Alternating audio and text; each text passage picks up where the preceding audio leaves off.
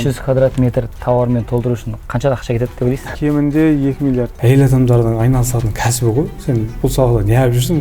Қасыңызда әйелдердің затын ұнататынын қалай білесіз дегенім ғой. Сол жақта именно осы бижутерия саласының основательдері ер адамдар. Доллар көтерілген кезде, сол кезде менсұқ кетіп қалмадыңыз ба? Бәрін өз бағасында қалдырдым. Ешқайсының бағасын көтерген жоқпын. Барлық тауар қытайдікі ма сіздерде? Мен алдып, ойбай, бұл корейский точно деп. Мен қаншама тауарлар көрдім, бірақ мынандай сұранысқа ие мұндай көрмеппін. Клиенттер қайдан келеді сіздерге? Жаңа баяғы жабайы сауда ғой. Базарда қалай бастадық, сол жабайы саудамен жүріп кеттік. Қанша жылына оборот жасайсыз? 500 мың теңгеден басталған, еще қарызға басталған кәсіп. Қазір жылына 500-600 миллион оборот жасаймыз. Артық ақшаны біз банкке, я болмаса жастықтың астына сақтамаймыз. Біз прямой барлық күндегі ақшаны күніге біз Қытайға заводтарға аударып отырамыз. 5 миллион теңгемен осындай почти 150 квадрат метр магазин ашып жатыр. Ассалаумағалейкум, қайырлы күн достар. Бүгін бізде YouTube каналда кезекті подкаст. Бүгінгі қонақ Қазақстан бойынша бижутерия саласында ең көп ассортиментімен, өзінің оборотымен белгілі Бақытжан мырзамен керемет сұхбатымыз жүргізетін боламыз. Бүгін бижутерия саласының көптеген қыр-сырларын білетін боласыздар. 15 жылдың ішінде бижутерия саласында көптеген жетістіктерге жеткен, сол жетістіктермен бөлісетін боламыз. Алда уақытта кім бижутерия саласымен үлкен нәтижеге жеткісі келеді, бүгін сіздерге керемет ұсынысты айтатын боламыз. Ал Бақытжан мырза, қош келдіңіз. Уағалейкум ассалам. Қалайсыз, жағдайыңыз жақсы ма? Бүгін бізде жалпы еркін, бұл жерде бір жаттанды сөз жоқ. Өзіңізді алдымен таныстырып өтсеңіз, бижутерия саласында қалай бастадыңыз, не үшін бижутерияға келдіңіз, сол туралы өзіңізді бір жақсылап таныстырып өтсеңіз. Есім Бақытжан Абдуамитұлы, мен Арыс қаласының тумасымын өзім. Жалпы бижутерия саласына бір қызықты жағдаймен келіп қалдық, ойламаған жерден.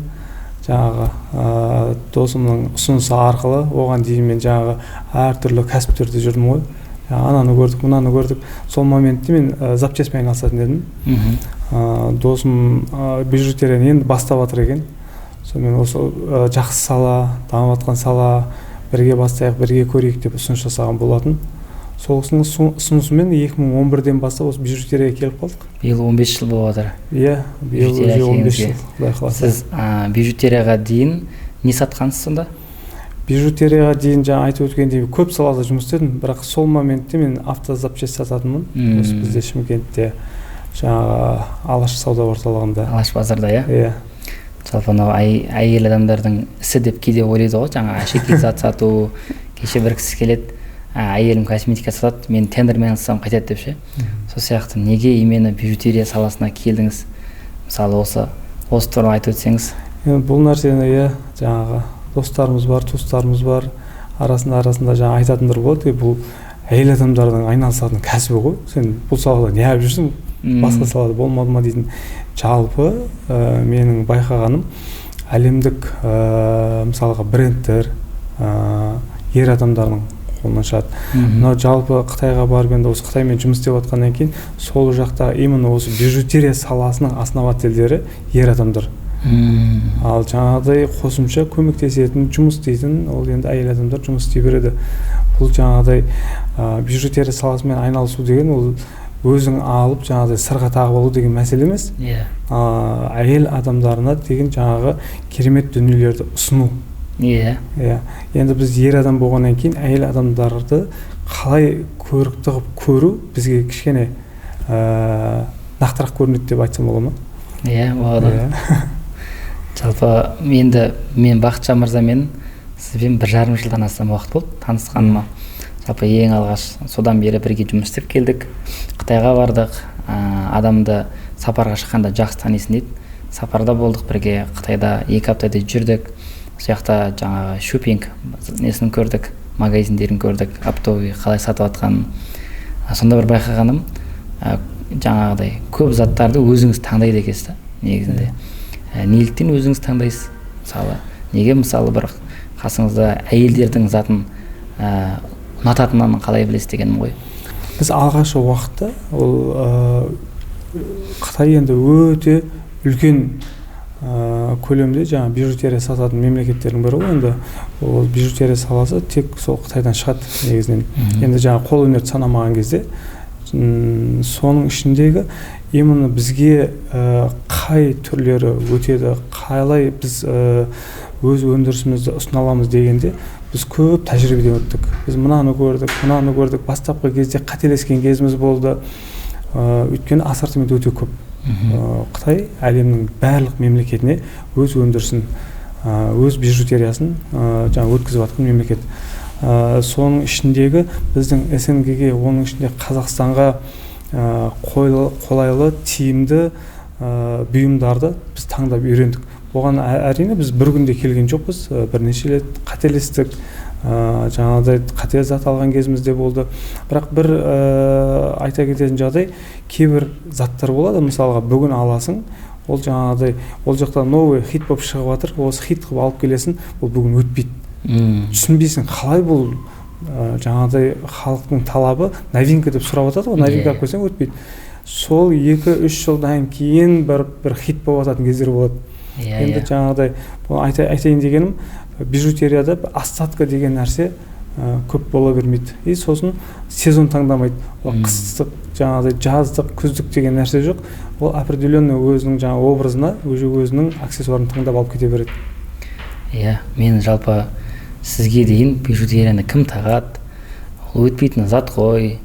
Бір тағасың, жаңағыдай краскасы кетіп қалады, қарайып кетеді деп ойлайтын едім да. Бірақ осы сізбен жұмыс жасағаннан бері бижутерияға деген уже ойым өзгерді. Шынымен де өте сұранысқа ие зат екенін түсіндім. Жалпы мынау мектепке барып жатқан енді бір 5-6 жас қыздан бастап үлкен апаларымызға дейін көбісі киген киіміне аксессуар ретінде, үйлесімді ретінде тағатынын көрдім. Жалпы мынау бижутерия саласын 2011 жылы бастадым деп жатсыз ғой. 15 жыл болды. Сол кезде қанша сумамен бастадыңыз? Сол туралы айтып өтсеңіз. Ол енді жаңағы қызық жағдай болды. Досым ұсынды дедім ғой. Ол бірнеше рет ұсынды. Мысалға бір 5-6 айдың ішінде 4-5 рет айтты. Мына осы бижутериямен айналысып жатырмын, келсейші, көрсейші деген сияқты. Ол кезде мен автозапчасть істеп жатырмын, жақсы жүріп жатыр, ешқандай проблема жоқ. Жаңағыдай мен Hyundai Starex көлігінің запчастарын сататын, тек бір көлікті. Ол автовокзалдың қасында магазин болғаннан кейін автовокзалға олар келеді, ол міндетті түрде өтеді. Бір кездерде сол 2011-де автовокзал жабылып қалды Алаш базарында. Сол кішкене бір тоқырау кезең болды да. Осы бір сәттен өту үшін жаңа досымнан 500 мың теңгеге қарызға зат алдым. Өйткені өзімнің автозапчастьқа сатқан ақшамды шығара алмағандықтан досымнан 500 мыңға қарызға алып, мен өзім 10 жылдан астам Сатпаев қаласына тұрғам, Ұлытау облысы. Сол жаққа апарып, бір сезонный, бір жаңа жылға қарсы кішкене 1-2 апта сатайын. 16 желтоқсан мен бардым Сатпаевқа. Мына 500 мыңға көп зат емес, осы 1 метр орынға зат алдым. Ананың маржасын көріп мен таң қалдым. Күшті ғой, керемет қой, неге осыны ары қарай жалғастырып істей бермеске деп. Содан бастап 2 жыл бойы мен сол Сатпаев қаласында сол бижутерия сатып жүрдім ғой. Енді бастапқы кезде жалғыз өзім саттым, кейінірек жаңағыдай басқа да точкалар ашып, соны дамыту мақсатында жұмыс істеп жүрдім. Бірақ ол жерде менде бір қателік болды. Дамыту деген әр жерден точка ашып, сатушы қойсам болды, короче, міне жерден қазір күніне 100 мың теңге пайда тауып жатсам, 4 точка қойса 400 мың теңге пайда табамын деп ойлап қалдым. Бірақ қателік мен жүйесіз бастадым. Алдым, сатушы қойдым. Соның айналып келген кезде 4-еуі бұрынғы менің бір жерде тапқан табысымды шығарып бере алмады ғой. Енді жасыратын жоқ, ол жерде ұрлайтын да кездер болды, алдайтын да кездер болды. Уже 2-ші жылға қарай уже мен сол қалай мен дүкенді көбейттім, мен солай банкрот бола бастадым. Сонымен оның менің қателігім ол дүкенді көбейткенде емес, жүйесіз көбейткенде болып тұрды. Есеп жоқ ол жақта. Есеп жоқ, жаңағыдай нақты бір ереже жоқ болғандықтан, сонымен ол жақта жинастырып мен қайтып осы Алашқа келдім. Алашқа келген кезде де маған ешкім құшақ жайып қарсы алған жоқ. Жаңағы кішкентай бір орынды алып, дүкенімізді ашып, кәсіпті бастадық. Мен бір ескерте кететін жағдай, мен 100 теңгеге алған затымды неде, жаңағы Сатпаев қаласында 800 теңгеден сататынмын да. 8 есе көп. 8 есе көп. Шымкентке келген кезде 100 теңгеден алған затымды 2-3 теңгеден сата алмай қалдым ғой. Мына қызығы. Осы барлық жаңағыдай осы Қазақстанның түкпір-түкпірі Шымкентті мақтайды ғой енді. Бәрі қолжетімді, арзан, өмір сүруге қолайлы деп. Ол шынында да солай. Ол жаңағыдай менің осы кәсібімнен-ақ білінді. Бірақ себебін түсіне алмадым. Өйткені мен бұл жақтағы осы бижутерия саласындағы кәсіпкерлермен зерттемегенім де болып тұр. Кез келген кәсіпті бастаған кезде міндетті түрде сол саланы кішкене зерттеп өткен дұрысырақ болады екен. Кейін көз жүгірте байқай келе 100 теңгеден алған затты 165 теңгеден. Бұл оптовый бағаны айтып жатырмын да. 165-тен сатады екен. Мен 165-ке түсірдім менде. Бірақ одан да болмады, нәтиже болмады. Ол жерде енді бір кішкене бір жаңағыдай бір ход керек болды. Қалай халықпен жұмыс істеу, өйткені адам бір жерге барып зат алып үйреніп қалса, ол басқа жақта тегін беріп жатса да келу қиындау. Осы жерде мен уже осы Шымкентке келгеннен кейін уже бұл уақытта мен уже Қытайдан әкеліп жүрмін заттарды. Ең ходовой затты алып Шымкентке әкеліп өз бағасында, Қытайдың бағасында бердім. Оны бижутерия саласындағы кәсіпкерлердің бәрі таниды. Одан сәйкесінше сол затты іздеп келген адам менің қалған заттарымды алады. Осылай мен кішкене саудамды көтере бастадым. Яғни куздырный товар ретінде қолдандыңыз. Бір товарды Қытайдың әкелген бағада саттыңыз. Завод бағасымен. Сөйтіп соған клиенттерді жинап, басқа товарларды өткізе бастадыңыз. Бізде бір детский сырға болды. Мысалға 23 теңгеден алатынбыз, 25 теңгеден сататынмын осы жерде. Тағы да жаңа бір комплектілер болды. Даже келген жолын ақшасын үстіне қоспайтын, тек өз бағасына берем, сол мен қалған заттарым сату үшін. Ал қалған заттарым, ол қалған осы менің жаңағыдай әріптестерімнің жаңағыдай бағасымен бірдей. Олардан жоғары жаңағыдай не емес, бағамыз бәріміздікі бірдей. Бірақ осы бір зат қана маған клиентті әкелуге кішкене көмектесті. Бұл уақыт енді определенный бір уақыт жалғасты. 2016-та бір доллар көтеріліп кетті ғой. Сол кезде де сауда тоқтап қалып бірден. Тоқтап қалған жоқ. Сол кездерде тоқырау басталды, уже зат аз ала бастады, бағалардың бәрі қымбаттап кетті. Осы кезде мен екінші ходты іске қостым. Бұл жерде бәрі уже 180-нен 360-ға доллар көтерілген кезде бәрі бағасын бірге бір қосты. 500 теңгеден сатып атқан затын 1000 теңгеден сата бастады. Мен тұрдым да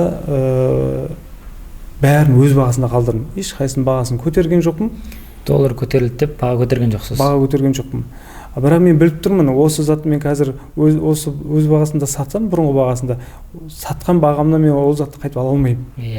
Бірақ бұл жердегі мақсат мен өз аудиториямда клиенттерімді жинап алу болды. И сол әдісім жүзеге асты. Сол кезінде біз есімде клиенттердің соншалықты көптігі таңертең кірген кезде магазинге есікті бүйтіп жауып қоямыз. Обед деп та. Адам кіргізбейміз. Өйткені бізде ол жерде оптовый розницу сататын болғандықтан розница алатын кісілер келеді да, жаңағыдай енді кейде болады, ұрлап кететін кез болады, кейде болады, жаңағыдай алмайды, әшейін аралап, уақыт өткізіп жүретін болады. Ал біз мына жақта оптовиктерге жаңағыдай ол кісілердің уақытын құрметтеу үшін жаңағыдай уақытылы біз оларға қызмет жасауымыз керек. Сол себеп жауып қоятынбыз. Солай біраз жұмыс істеп жүрдік. Сөйтіп оптовый розницадан тек оптовыйға өтіп кеттік. Уже розница сатпайтын болып қалдық. Тек оптом. Осы күнге дейін 2016-17-тен бастасақ, осы күнге дейін біз розница сатпаймыз. Қазірде розница жоқ, тек оптом. Дәл қазір розница жоқ, бірақ осы алдағы уақытта, Құдай қаласа осы март айына, наурыз айына жоспарлап жатырмыз. Қазір бізде Шымкентте Даламол жаңа сауда үйі ашылып жатыр. Сол жерден кішкене бір орынды алып, сол жерге әрекет жасап отқан жағдайымыз бар. Өйткені біздің ассортименті өте көп, розница сұраушылар өте көп. Алғысы келеді, бірақ біз сатпайтын болғандықтан біреулер ренжиді, біреулер жаңа қапа болады дегендей, ешкімді ренжітпеу мақсатында және өзімізді дамыту мақсатында розницу жаңағыдай өзіміздің дүкенімізді ашып жатырмыз. Жақсы, енді осы 15 жылдың ішінде сіз бизнесте көптеген қиындықтарды көрдіңіз ғой. Жалпы анау доллар көтерілген кезде сіз өз бағасына бердіңіз. Зауыттың бағасын беріп отырдыңыз кейде клиенттерді ұстап отыру үшін. Сол кезде минусқа кетіп қалмадыңыз ба? Банкрот болып? Минусқа арасында болды. Минусқа кеткен кездер болды. Өйткені біз оны өте аз ақшамен бастадық. Ол кездерде біз қалай істедік? Минусқа кетіп жатқанын біліп тұрмыз, бірақ жаңағыдай кәсіпті дамыту мақсатында біз кредиттер алдық. Анамның жаңағыдай қолындағы 5-6 алтын алып ломбардқа өткізген кез болды. Солай жаңағыдай сатып жатқан затты мысалға үстіне мысалға қанша 100 мыңның затын алып сатып 50 мыңға сатсаң 25 мың теңгесі пайда болса, ол 25 мың жаратып жіберген жоқпыз. 100 мыңның затын алып 50 мыңға сатсақ, үстіне тағы да 50 мың кредит не болмаса жаңағыдай ломбардтың ақшасын салып, біз оборотымызды көбейту мақсатында жұмыс істедік. Бірақ сол кездерде болды, сен қате істеп жатсың, дұрыс істеп жатқан жоқсың, қарызға кіріп жатсың деп, бірақ соның нәтижесін, жемісін қазір көріп жатырмыз. Көп кәсіпкерлермен жұмыс істеймін ғой. Тура осындай ситуациялар көп болады да. Яғни бизнесте сауданың ақшасын сіз мысалы үстінен қосып тағы да ассортимент көбейтіп жатсыз. Сіз сұранысқа ие екенін көріп жатсыз. Яғни қаншалықты көп ассортимент болса, оптовый бизнесте соншалықты көп сауда болатынын біліп жатсыз. Кейбір адамдар бар, керісінше тауардың ақшасын жаратып жіберетін. Мысалы, сондай адамдар қарызға кіріп кетеді. Сондай адамдарға не кеңес бересіз? Бізде мысалға қазіргі уақытта қанша шамамен 3000-нан астам клиент болған болса, олардың ішінде жаңағы затын алады. Мысалы 100 мыңға зат алып 50 мыңға сатса, үстіндегі ақшасын ол жаратып жібереді. Ішіп жеп қояды. Жаңағыдай обновление қоспайды. Сөйтеді, бастаған кәсібі жүрмейді. Ойлайды, міне бижутерия саласы қатты жүрмейді екен деп ойлайды. Жалпы кез келген сала, ол бижутериядан бөлек киім болсын, аяқ киім болсын, тағы да басқа сала болсын, сен бастаған кәсіпті, мысалға қолыңда 2 миллион теңге бар, сен 2 миллионға бар бижутерия алмауың керек. Оны мысалға 1 миллионға или 500 мыңға зат аласың, количествосын аз аласың, ассортимент көп алу керек.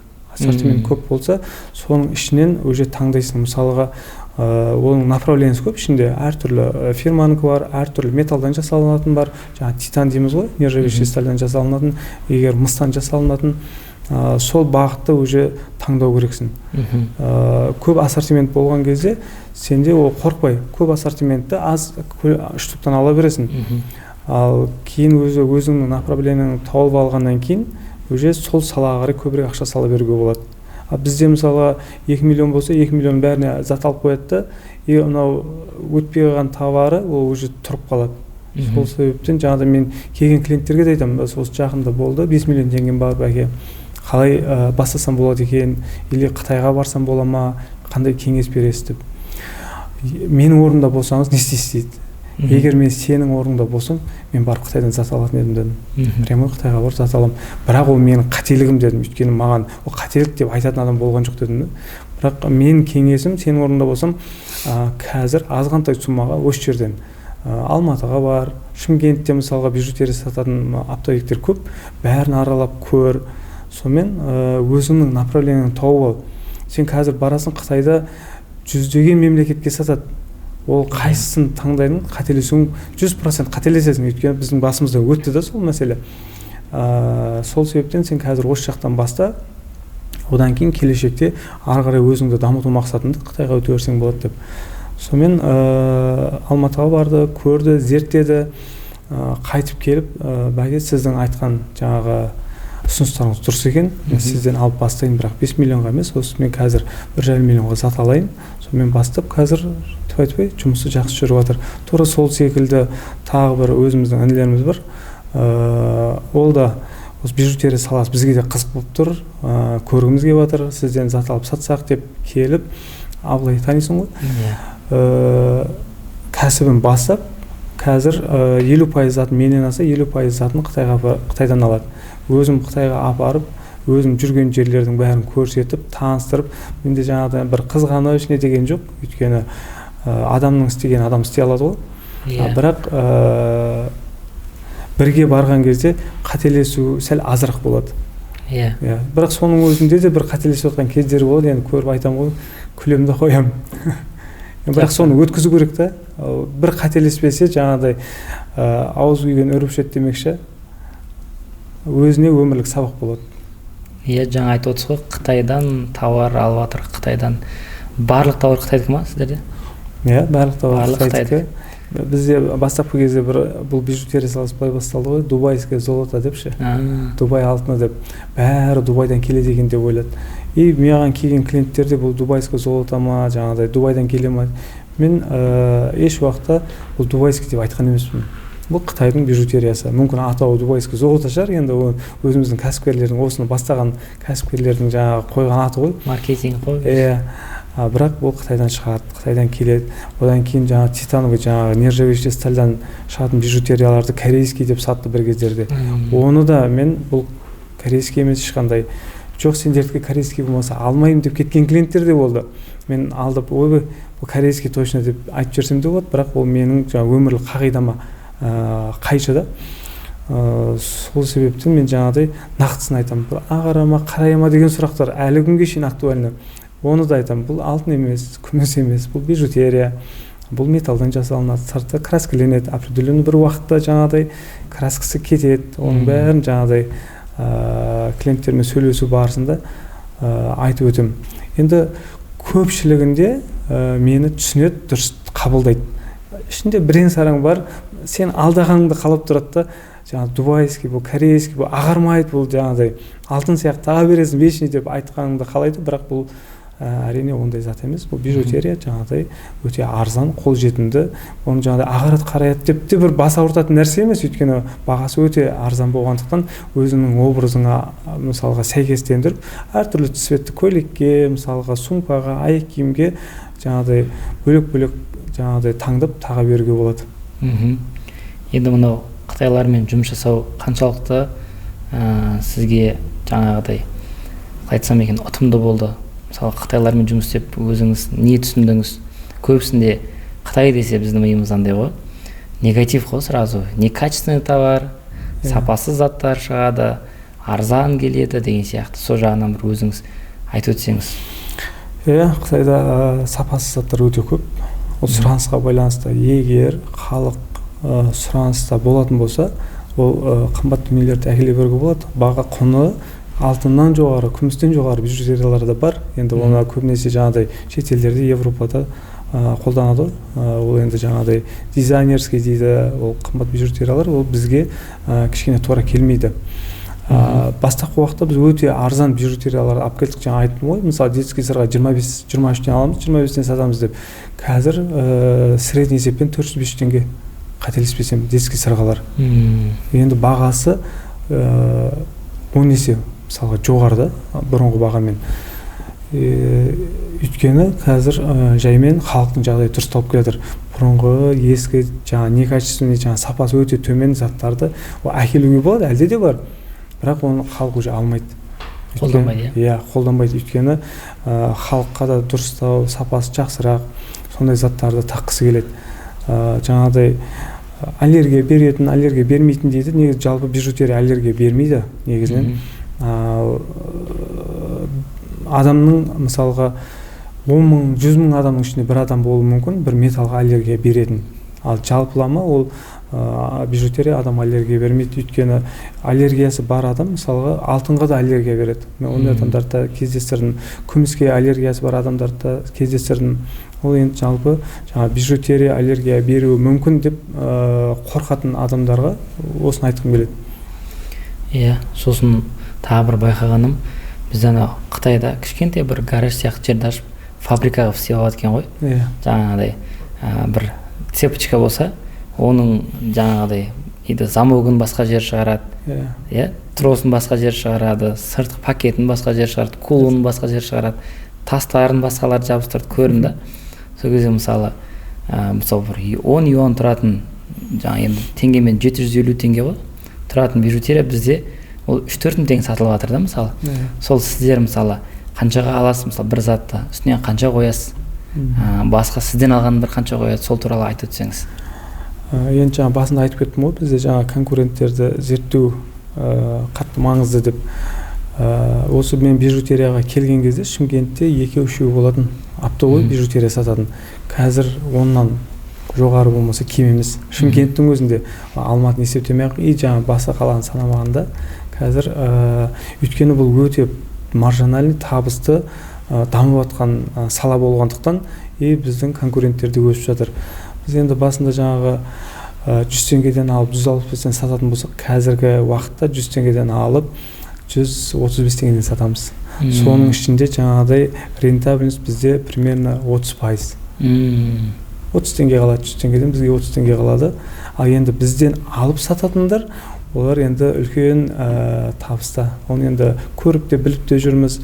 Өйткені мен өзім әкем менен зат алып сатады. Мен жаңа оптовый жерде сататын болсам, әкем Алаштың ішінде жаңағыдай розница сатады. Мысалға бізден 100 теңгеден алған затын ол жерде 300 теңгеден сатады. Енді кейде арасына түсіріп беретіні бар. Негізі среднем көп жерде бірге бір қояды. 100 теңгенің затын 200-ден сатады. Ал енді бізден бір кездерде бұны под серебро деген жаңа бижутерия хит болып кетті да, соны бірге 10 қойып сатқандарды көргем. Бізде бағасы шамамен 500 теңге болса 5000 теңгеден сатқан. 1000 теңгелік біздің браслеттерді бізде китайский серебро, жаңа индийский серебро деген бір кездерде хит болды ғой. Бір индустар қаптап, жаңа осындай бір бижутерия әртүрлі заттар сатып жүрді. Сол кезде солар бізден 1000 теңгеден браслеттер алатын. Оны жаңа аралап сатады. Енді олардың да еңбегі бар, бірақ 10 мыңнан сатады екен. Оны бізге келген клиенттер айтып келді. Мен сендерді 1000 теңгеден тұр ғой, біз 10 мыңнан алдық индустардан деп. Енді жаңағыдай сата алуына байланысты, ұсына алуына байланысты. Дұрыс. Кім маркетингін мықты жүргізеді, кім клиентті шақыра алады, кім оған ұсына алады, сатып жатыр ғой негізі. Бірақ сол кезде де көзім жетті. Мысалы, қытайлармен сөйлескен кезде олар общий обороттан бір 3% па пайда табамыз деді ғой, кажется, 5% па сондай. 5%, 5%. Енді жаңағы 10 юан заты, мысалы 750 теңге тұратын зат, үстінен 35 теңге пайда тауып тұр ғой айтқан кезде. 40 теңгедей пайда тауып тұр. Енді оны сіз жаңағыдай 750 теңгеден әкеп 1000 теңгеден сатып жатсыз. Средний мысалы. Бір 200-300 теңге пайдаңызды қойып тұрсыз. Жаңа арендаңыз бар, сотрудниктеріңіз бар, шығыныңыз бар деген сияқты. Оны 1000 теңгеге алып, адамдар 2000-ға, 3000-ға сатып отыр да, негізі. Сонда бір Қытай бір заттан 40 теңге пайда көріп тұр, ал сіз деген 200 теңге пайда көріп тұрсыз, ал сізден алған адам 2000 теңге пайда көріп тұр да, негізінде. 1000 теңгеге алып, 3000-ға сатса, сондай пайда көріп тұр. Мен қаншама тауарлар көрдім, бірақ қандай сұранысқа ие, пайдасы жоғары тауар, мұндай көрмеппін, негізі. Мен былай есептеп жүрмін ғой, чтобы сіздер аз қоясыздар, значит, олар арзан тұрады деп ше. Наоборот, сіздерден алған адамдар көбірек пайда табады. Көбірек пайда табады, Жақсы. Осы соңғы барған кезде осы қазір әлемге әйгілі жаңағы Қытайдағы бижутерия ең алпауыты шопинг компаниясы ғой. Соның основателімен жолықтым, сөйлестім. Осы қазір мен кәсібім жаман емес, дамып жатыр. Бірақ осыны және дамыта беруге қандай кеңес бересіз дедім. Сөйтсем бағаңды түсір деді маған. Қанша пайыз қоясың? Осындай 35% қоям, маған примерно 30% рентабельность түседі. Оның ішіне расходтарымды алып тастаған кезде 15% менде пайда бар дедім. Біз осы жұмыста біз 5% пайда табамыз деді. Сонымен ол кісіге мен қарсы аргумент айтып бердім да. Сіздер әлемге сатасыздар ғой дедім да. Әлемге енді әшейін Қытайдың өзі мысалға миллиард болатын болса, әлем ол жаңағыдай есебі өте жоғары. Бізде 20 миллион халық. Біз 5% пайда көретін болсақ, ол кезде біздің арендамызды ақтай алмай қаламыз деймін да. Сөйтсем дұрыс екен деп күліп отыр маған.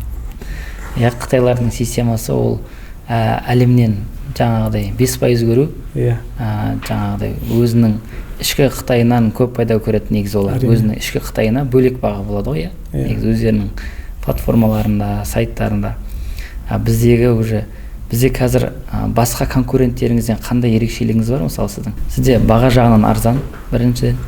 Екінші, бізде ассортимент. Бізге келетін клиенттердің бәрі енді ол тек бізден ғана ала бермейді ғой. Ананы көреді, мынаны көреді, баға салыстырады демекші. бәрінің айтатыны сендердегідей ассортимент басқа жерден көрмедік деп айтып келеді. Соңғы кездерде мынау қыздардың клиенттерге жаңағыдай жасап жатқан қызметі, сервис дейміз ғой, соны қазір көп айтып жатыр. Комментарийға жазады, жаңағыдай бізге отзывтарға жазады, осы жағын көп айтып жатыр. Дұрыс, мен өзім де байқадым. Қыздардың команданың жұмыс жасауы, олардың клиентпен дұрыс сервис жасау, қарым-қатынасы өте маңызды. Енді осы подкастты көріп отқан қаншама адамдар бар. Сол адамдарға бұл тақырып қызық шығар. Яғни кейбір адамдар болуы мүмкін әлі кәсіп бастамаған, не істесем болады дейтін адамдар болуы мүмкін. Осы бижутерияны ең аз қанша теңгемен бастауға болады? Мысалы, сізден алып сатуға, сізден алып сатса қанша теңгемен бастауға болады? Қолында қомақты ақшасы болса, жаңа магазин ашқысы келсе қанша теңгемен ашуға болады? Сол туралы айтсаңыз. Жалпы бижутерияны өте аз суммамен бастай беруге болады, онда ешқандай проблема жоқ. Және өте үлкен суммада салуға болады. Бірақ ол жүйелі болу керек, міндетті түрде. Жүйелі болу керек. Әр жасап жатқан қадамына өз отчет беру керек өз-өзіне. Мынаны жасап жатырмын, мынаны істеп жатырмын деп. Мысалға мысал келтіріп кетсем болады. 20 000 теңгемен жаңағыдай осы бижутерия саласын бастап, обороты қазір бізден асып кеткен кәсіпкерлер де бар. Енді атын атап түсін түстемей қойын. Жалпы ондай кісілер бар.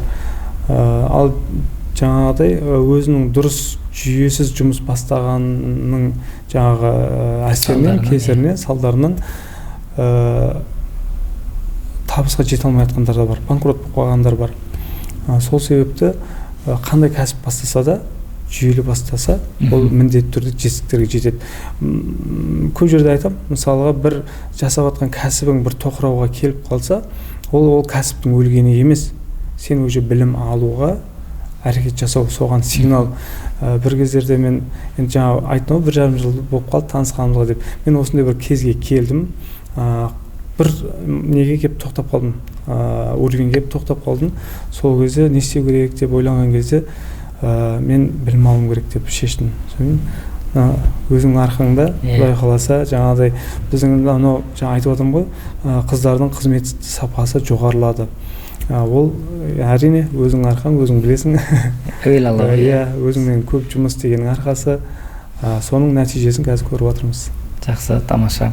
Жалпы бижутерияны сізден алып сатуға да болады, сізден алып сатуға 20 000 теңгемен бастау керек қой. 20 000 теңгемен бастаса болады.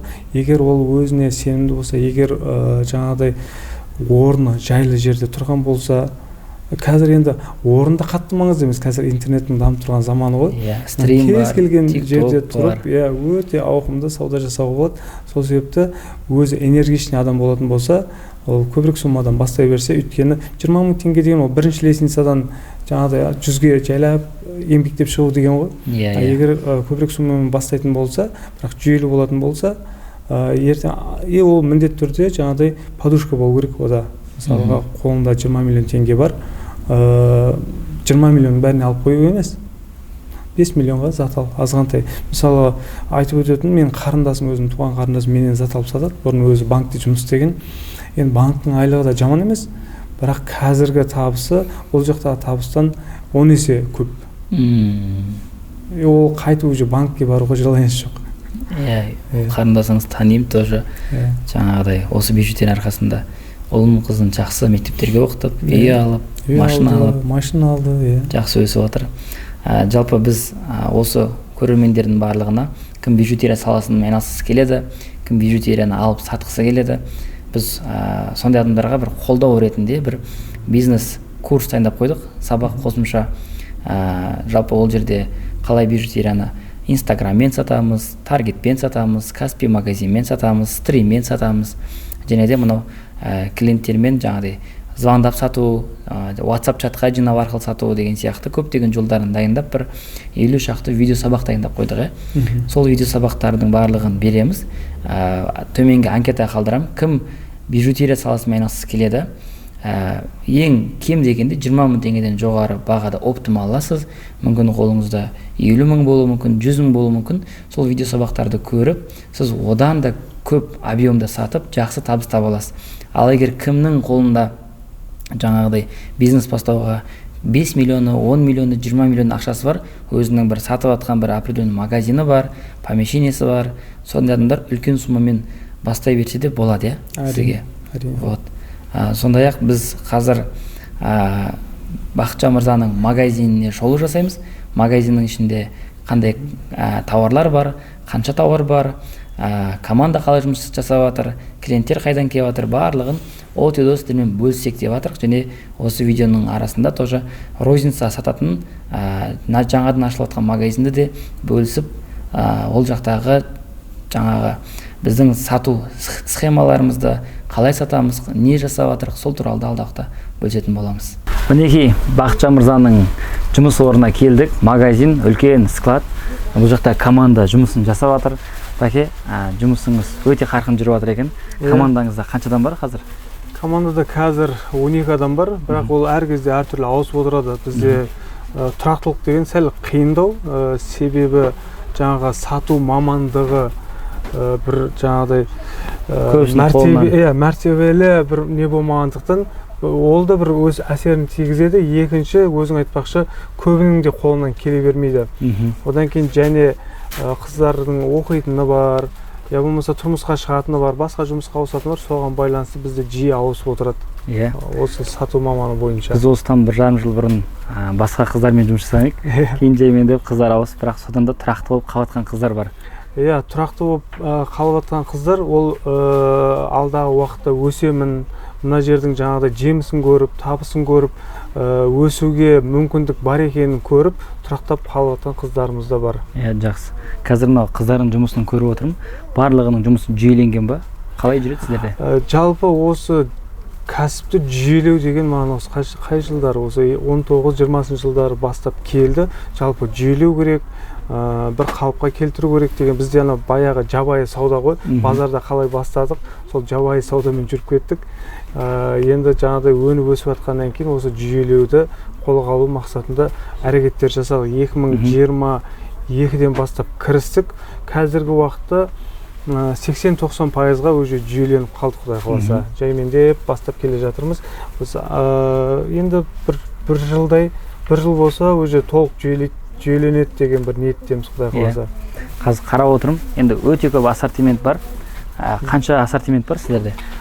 Ассортимент база бойынша 20 мыңнан астам түрі бар ғой. Жалпы жаңа жүзігі бар, сырғасы бар, бижутериясы, сағаты бар демекші. Жалпы саны бізде штрих-код бойынша 20 мыңнан астам бізде қазір түрі бар. Осы ассортимент количество бойынша сіздер Қазақстанда номер 1 болып тұрсыздар. Ассортименті бойынша и количествосы бойынша. Жақсы. Енді мысалы қазір көріп отырмын, клиенттер келіп жатыр, заттарын алып жатыр. Клиенттер қайдан келеді сіздерге? Клиенттер пандемияға дейін в основном бізде офлайн болатын. Пандемия бізге күшті нәрсені үйретіп кетті. Қазір 50-50. Онлайн алатындар да бізде өте көп. Өйткені қазір жаңағы жылдам жеткізу өте қарқынды дамыды, онлайн кәсіп өте қарқынды дамыды. Соған байланысты алыс қалада тұратын жаңағы тұрақты клиенттеріміз келмей-ақ өзінің заттарын таңдап бізге заказ бере алады. Одан бөлек біз Өзбекстанға да зат жіберіп жатырмыз, Қырғызстанға да зат жіберіп жатырмыз, арасында Россияға жібереміз, Қазақстанды есептемегенде. Жалпы басқа елдерге де сіздер зат жібересіздер. Жақсы. Енді барлығының бір қызық сұрағы, қанша жылына оборот жасайсыз? Ең қызық сұрақ қой. Өткен жылы. Шамамен жобалап айтатын болсақ, 500-600 миллион жылына оборот жасаймыз. Оборот бар. 500 мың теңгеден басталған, еще қарызға басталған кәсіп. Қазір жылына 500-600 миллион оборот жасаймыз. Оның ішінде жаңағыдай 15-20% таза табысымыз. Таза пайда. Маржасы 15-20%. Ол біздің. Енді бізден алып розница сататындар, ол кісілердікі енді кішкене көбірек қой. Олардікі одан да көп, иә. Енді қазір сізде тұрақты қанша клиентіңіз бар? Шамамен мен енді 2020-да жаңағыдай осы жүйелеуге кірістім дедім ғой. Содан бері осы жұмыстың бәрін мен қыздарға тапсырғам. Жаңағыдай мен өзім аптасына, я болмаса айына бір кеп кетем. Жаңағыдай керекті заттарын өзім таңдап әкеп берем. Қалған жұмыстың бәрін осы жерде қыздар жаңағы менеджерлер атқарады. Әрқайсының өзінің жаңағы қойылған нелері бар, должностары бар. Әрқайсысы өзінің жаңағы жұмысына жауап береді. Енді шамамен қателеспесем 3000-нан асу керек. 3000-нан астам тұрақты клиенттер. Енді келіп кетіп жатқандар жаңағыдай бастап ары қарай жүргізе алмай жатқандар да, олар да бар арасында. Жақсы, түсінікті. Бәке, мына жерде қарап отырмын, қазір шопинг дейді. Қандай компаниялармен жұмыс істейсіз тағы да? Бұл жақта шопингтен басқа? Жалпы саны көп негізі. 10 компаниямен жұмыс істейміз. Оның ішіндегі жаңа тұрақты компаниялардың бірі осы шопинг компаниясы. Өйткені бұл кісілердің заты өте сапалы және әлемге кеңінен таралған. 150 мемлекетке ма қателеспесем, ол кісілер өнімін сатады. Сол себептен біздің Қазақстанда да өте кеңінен танылып отыр. Оның бірден бір себебі сапасының өте жақсы болуында.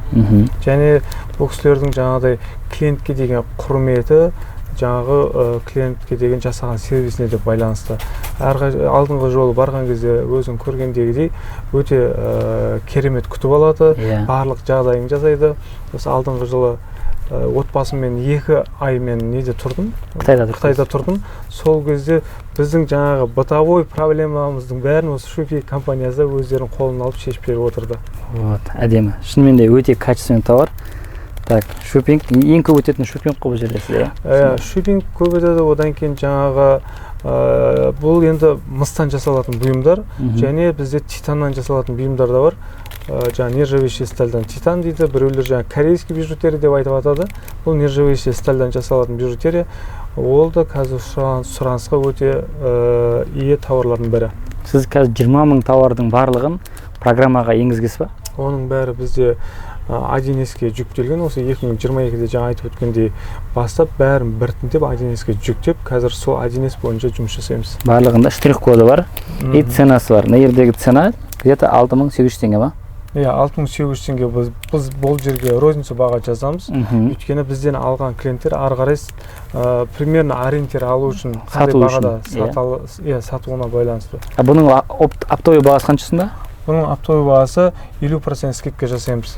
Бүкіл оптовиктерге 50% біз скидка жасаймыз, және бізде крупный оптовик дегендер бар. Ол кісілер өзінің жұмысын 5 миллионнан жоғары бастаған кісілер, олар бізден осы оптовыйдан бөлік тағы 20% скидка алады. Біз мысалға 30% пайда табатын болсақ, оның еще тағы 20%-ын біз түсіріп береміз. Әдемі. Сонда ол кісілер бізден алып, осы біздің бағамызда өздері оптовый сата алады. Біз Қытайдан әкеліп, біз 10% көріп ол кісілерге сатсақ, ол кісілер бізден алып 20% көріп ары қарай сатады.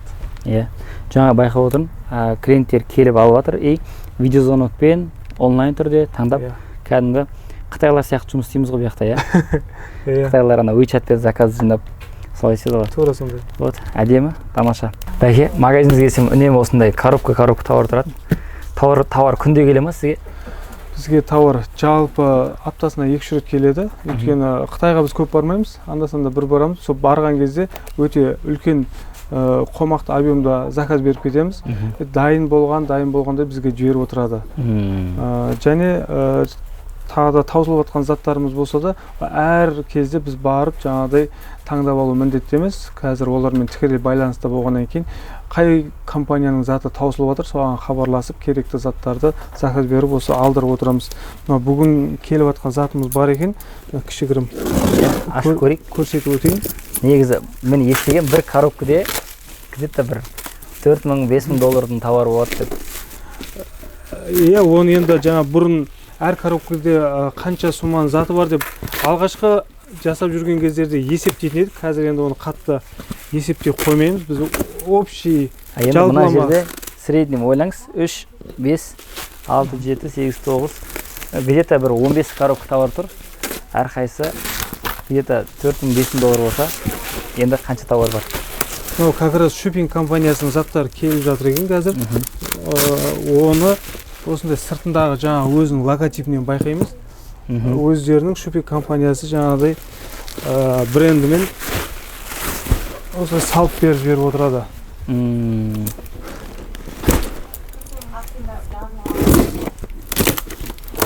Ол енді әр кезде әртүрлі заттар заказ беретін болғаннан кейін жаңа келіп жатқан зат қандай зат екені өзімізге де қызық. Өйткені өте көп көлемде заказ беретін болғаннан кейін біз қай кезде не зат бергенімізді ұмытып қаламыз. Олар қалай дайын болады заводтан шығады, бізге прямой салып жіберіп отырады. Қазір мына бетінде бізде осындай қазіргі соңғы уақытта хит болып жатқан осындай комплектіміз бар екен. Бұл жерде сырға, кулон, жүзік, осындай браслетімен. Осындай заттарымыз осылай келеді. Жол әр кезде әртүрлі, мысалға бір кезде 2 аптада келіп қалса, бір кезде 2 айда кешігіп келетін кез болады. Енді жол жаңағыдай кезіп ештеңе айта алмаймыз, әртүрлі уақытта келеді. Енді қараңыз, сізге қазір Instagram, неқта Instagram маман жүргізіп жатыр екен. Күніне бір 70-тен аса пост сала ма? Қазір? Олардың соңғы нелері қазір 75 пе еді? 75 болу керек. Соңғы қойылған меже кемінде 75 сурет түсіру керек. Сурет түсіру керек. Салынатыны? Салынатыны. Соның бәрі салына ма? Мен жаңа айтып өттім ғой, жаңа 2022-ден бері мен жалпы жұмыстың бәрін қыздарға тапсырғам. Ішкі кухнясында қатты араласа бермеймін. Бәкең бір сөйтқанда пенсия ашып кеткен ғой қазір. Ол да бар. Жақсы, әдемі, тамаша. Осы бастапқы кездегі қиналып жаңағыдай осы неде Сәтпаев қаласында бастадық дедік қой, 2 жыл бойы кәдімгі мынандай 1 метр столда далада тұрып, жаңағы ыстығына да суығына да шыдап, енді соның қазір жемісін көріп отқан жағдайымыз бар. Қыздарымыз да өте ақылды, адал қыздар. 100% қадағаламасам да осы кісілерге қатты сенім білдіргендіктен осылай емін еркін жұмысымызды жаңағыдай жүйелеп жүріп отқан жағдайымыз бар, Құдай қаласа. Жақсы. Енді жалпы осы жерде магазин қазір қанша квадрат метр? Шамамен 260-300-ге жақындап қалады. Қателеспесем, 300 квадрат метр шамамен. 300 квадрат метр тауармен толтыру үшін қанша ақша кетеді деп ойлайсыз? База бойынша есептейтін болсақ, кемінде 2 миллиард. 2 миллиард тауар. Бұдан бөлек тағы да складымыз бар. Складымызда да жаңағы жиналған заттарымыз бар. 2 миллиардтан астам суммада затымыз бар қазір. Біз бұл енді кейбір кәсіпкерлер қате түсінуі мүмкін, ол ақшаны ұстап тұрады деп. Мен осы нәрсемен келіспеймін, өйткені мен қаншалықты ассортиментімді көбейткен сайын, менде сауда соншалықты көбірек болғанына көзім жетті. Сол себептен артық ақшаны біз банкке, я болмаса жастықтың астында сақтамаймыз. Біз прямой барлық күндегі ақшаны күніге біз Қытайға, заводтарға аударып отырамыз. Тауарға, тауарға айландырамыз. Ол міндетті түрде өзінің жемісін береді. Еще сіздің затыңыз алтын сияқты шығар, тұрған сайын қымбаттай беретін. Оған қарамай ма? Доллар көтерілген сайын. Жоқ, біз жаңа басында айтып өткендегідей біз бағаны көтермейміз. Біз қай бағада келді, доллар қаншалықты көтеріліп кетсе де, бұрынғы затты өзінің бағасында сатамыз. Біз жаңағыдай зиян шегіп жатсақ та, оның бағасын сол алғашқы келген бағасына сатамыз. Так, бәке, мына жақта 23 мың теңгенің тауар бар ма? Бұл кісі Ақтөбе қаласынан клиентіміз екен, онлайн заказ берген. Шамамен 20 мың теңгеге осы коробкаға сиятындай затымыз кетеді. Біз заттың бәрін онлайн заказдарды осы камераның астында әдейілеп упаковка жасаймыз. Себебі жаңағыдай, егер қандай да бір мәселе шығатын болса, жаңағыдай дұрыс емес, я болмаса бір затты заказ беру орнына басқа зат салынып кеткен жағдай болатын болса, бұл кісіге мысалға затты қай қаладан, және бізде кассир кім, мына жерде Ақжайқын деген қыз екен, осы проблеманы болдырмас үшін жасалған осындай дүние. Онлайн заказдың бәрін осындай камераның астында упаковка жасап жіберетін боламыз. Және сонымен қатар осы соңғы Қытайға барған кезде айттым ғой, мен жаңа шопинг компаниясының основателімен жолықтым деп, сол кезде сол кісілермен біз бірігіп, арнайы шопинг және әлем стор деп біз форма шығарған болатынбыз. Коллаборация форма шығарған болатынбыз. Соны сізге қазір сыйлыққа ұсынғым келіп тұр. Рахмет. Опа, мына осындай бір, егер қарсы болмасаңыз, мына жерде бөлмеміз бар, киіп көрсетсеңіз. Болды, әдемі. Құтты болсын. Рахмет, осындай. Өз-өзіне құтты болсын деп отырмын ғой. Құтты болсын. Қазір киіп көреміз. Қолыңыздағы бар ақшамен қандай кәсіп бастасам болады, қандай бизнес ашсам болады деп ойланып жүрсеңіз, мен сізге бижутерия сатып көруді кеңес беремін. Өйткені бұл жердегі кез келген заттың үстінен 2 есе, 5 есе, 10 есеге дейін таза пайда көріп, жақсы сатуға болады. Ал бижутерияны кім алады, қалай сатамын деген сұрағыңыз болып жатса, біздің осы Әлем Стор компаниясы сіздерге қалай бижутерияны сатуға байланысты керемет сабақтарды дайындап қойды. Оның ішінде қалай Инстаграммен сатамыз, таргет жарнамасымен, TikTokпен, TikTok стриммен, Каспи магазинмен сатудың қыр-сырларын сіздерге тегін үйрететін боламыз. Дәл қазір төменде осы видеоның астында анкета бар. Сол анкетаны өтіп, өз номеріңізді қалдырып, анкетаны толтырсаңыз, біздің мамандар байланысып сізге дұрыс бижутерияны таңдауға, олардың сатылымын көбейтетіндей сіздерге жаңаша жолдарды бөлісетін болады. Ендеше анкетаны толтырыңыз, сізбен бірге бижутерия саласында миллиардтар жасайық. Ал, құрметті көрермендер, біз қазір Бақытжан мырзаның розница магазиніне келдік. Бұл жақта магазин ашып жатыр екенсіз. Құтты болсын, берекелі болсын. Құдай қаласа. Иә, байытқан кезде үлкен, іші кең, қанша квадрат метр? Бұл жерде жалпы бізге 155 квадрат деп берген еді, бірақ біз өзіміздің өлшеміміз бойынша 140 квадрат. 100 таза квадрат метр, таза, иә, жақсы. Енді бұл жерге сіз қазір минимальный расходпен істеп жатыр екенсіз? Енді дүкенді біз көп вложение салудың қажеттілігі жоқ деп санадық. Өйткені бұл жерде маңыздысы ол дүкеннің жаңағы ремонты емес, ол дүкеннің жаңағы ішіндегі сатылатын бұйымы. Дұрыс, иә. Енді осындай магазин ашу үшін қанша теңге ақша керек? Ремонтқа ма? Жоқ, тауарға. Тауарға ма?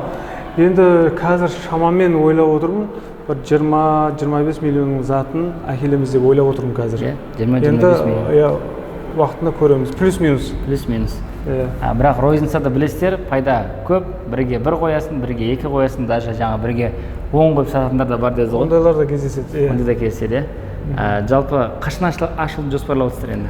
Жалпы Даламолдың өзінің официально ашылуы наурыз айының 22-сі. Енді соған қарсы, Құдай қаласа, сол наурыз айының басына қарай біз де ашыламыз.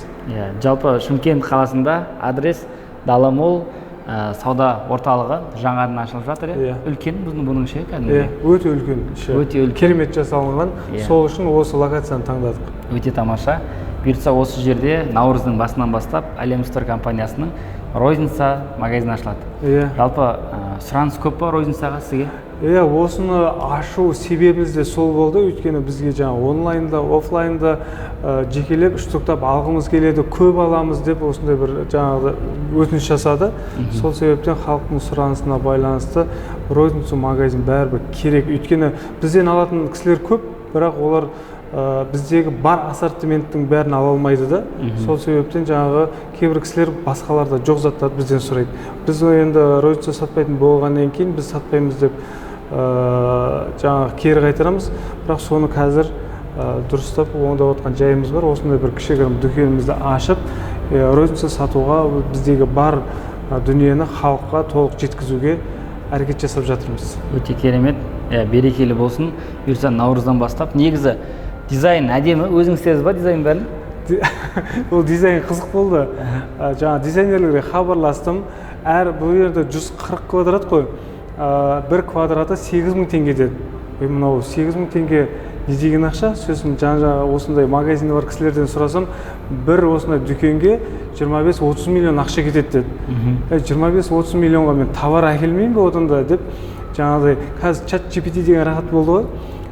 Осы жердің суретке түсіріп алып, ChatGPT-ге салып, осындай дизайн жасап, сонымен соның ChatGPT-дің арқасында тегін дизайн. Мынау жарық ChatGPT-ден бәрі, мынау мебельде, жаңағы стеллажды енді өзім Қытайға барған кезде көрген болатынмын. Ал мына жаңағыдай жарықты, мына жаңағы жиһаздарды ChatGPT-ден алдық. Сол кісілердің көмегімен. Бұл жерге көп расход кеткен жоқ. Примерно 1 миллион кафельге, 1 миллион жаңағыдай 1,5 миллион стеллажға кетті, 1 миллион жарыққа кетті. Бұйырса 3 миллион. Максимум бір 5 миллионға баратын шығар. Барып қалатын шығар, бірақ басқалар секілді 20-25 миллион теңгемен емес, 5 миллион теңгемен осындай почти 150 квадрат метр магазин ашып жатыр. Өте керемет, әдемі. Дизайн күшті, түсті жақсы таңдағасыз, мебельдің түсі енді тіпті әдемі. Бұл жерде мына бетінде стекло тұрады деп жатсыз. Мына жақта әрбір брендтер жазылып тұрады деп жатсыз. Компаниялардың аттары жазылды. Біз қай компаниялармен жұмыс істейміз, солардың ішіндегі беделділерінің аттарын жазатын боламыз. Керемет, әдемі. Бұйыртса осы жерде тоже миллиард жасайық. Құдай қаласа. Ал кім бижутерияны розница алғысы келеді, Даламолға келесіздер, ал кім опытпен айналысқысы келеді, осы видеоның астында анкета болады, сол жақта номеріңізді қалдырыңыздар. Жалпы, бәке, көп-көп рахмет. Уақыт бөлгеніңізге. Сізге рахмет. Қазір бір 2 сағаттай уақытымыз кетті. 2 сағаттың ішінде бір шама адамдарға тәжірибеңізбен бөлістіңіз. 500 мың теңгемен басталған бизнес 15 жылдың ішінде 2 миллиард оборотқа жетіп, қазір мінекей жаңа бағытта дамып жатсыз. Ал егер осы видеоны көріп жатқан адамдар болса, өз қаламнан осы Әлем Стордың бір филиал ретінде ашсам қалай болады? Бізге толыққанды сопровождение жасап бере аласыз ба? Жүйелі түрде осындай магазин ашуға көмектесесіз ба деген адамдар болса, қандай ұсыныс бар? Осы дүкеннің ашылу себебінің бірі де сол, келешекте Қазақстанның әр қаласынан осылай үлкен қылып, біздегі ассортимент толық баратындай қылып, өзіміздің франшизамызды жеткізу. Яғни айтқан кезде біздің атымызбен ашамыз деген адамдар болса, соларға мүмкіндік беру. Жүйелеу. Ал қазір уже біздің цифрларды көрді, біздің тауарымызды көрді, уже қазірдің өзінде бастап кеткісі келіп жатқан адамдар болса ше? Ондайлар да бар. Қазірдің өзінде бастап кеткісі келіп жатқан адамдар тікелей хабарласса, біз қуана қабылдаймыз. Тамаша. Төменде анкета бар, қолыңызда қанша ақшаңыз бар, қанша ақшаңызбен бастағыңыз келеді, жазыңыз. Егер оборотыңыз 10 миллион, 20 миллионнан жоғары қолыңызда ақшаңыз болса, сізге Бақытжан мырза толықтай жүйелі түрде осы дизайннан бастап открытиясына дейін ары қарап саудаңызды жүргізіп плюске шығуға дейін қолдан келгенше көмектеседі деп ойлаймыз. Ал бәке, көп рахмет, Алла разы болсын. Өте жақсы пайдалы подкаст болды. Біздің аудиториямызға бұйыртса кім бизнесті бастағысы келеді, нөлден бастайын деп жатқан кісілер болса да, қолыңыздағы бар ақшамен бижутерия саласын бастап айналысып көрсеңіз, бұйыртса Бақытжан мырза секілді жақсы нәтижеге қол жеткізесіздер деген ойдамын. Негізі Бақытжан мырзаның Instagram парақшасын белгілеп кетемін, көрсеңіздер болады. Астына 80 миллионның машинасы мініп алған, жылына 10 шақты рет шетелге шығады. Бақытжан мырза секілді жақсы деңгейге жету үшін қазірден бастасаңыздар, бұйырса сіздерде сол нәтижеге қол жеткізесіздер деген ниеттеміз. Бақытжан мырза, мынау біздің әрбір қонағымыздың соңында бір кәде сый деген болатын, яғни көрген адамдарға бір сыйлық беретінбіз негізі. Соларға бір қандай сыйлық берсек болады?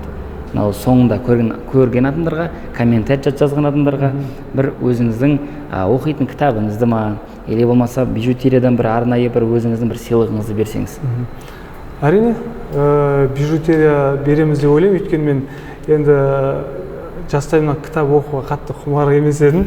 Кітап беремін деп, кітап оқимын деп ешкімді алдамай қойып, өзіміздің сатып жатқан дүниемізден Құдай қаласа керемет бір сыйлық ұсынатын боламыз. Жалпы комментарий жазған бір 3 адамға бір арнайы осындай футболкамен бірге, футболканы қосып берейік. Футболкамен осындай бір бижутерияны сыйлайық. Құрметті көрермендер, қазір Бақытжан мырзаның айтқанындай, осы подкастты соңдайдың көрген 3 адамға, 3 оқырманға Бақытжан мырзаның осындай Әлем Стордың жейде, яғни футболкасымен бірге арнайы бижутерия сыйлығымыз баратын болады. Ал видео пайдалы болса, комментарийға жазып, стористерге бөлісіп, барынша қолдау білдіріңіздер. Каналға тіркелуді ұмытпаңыз.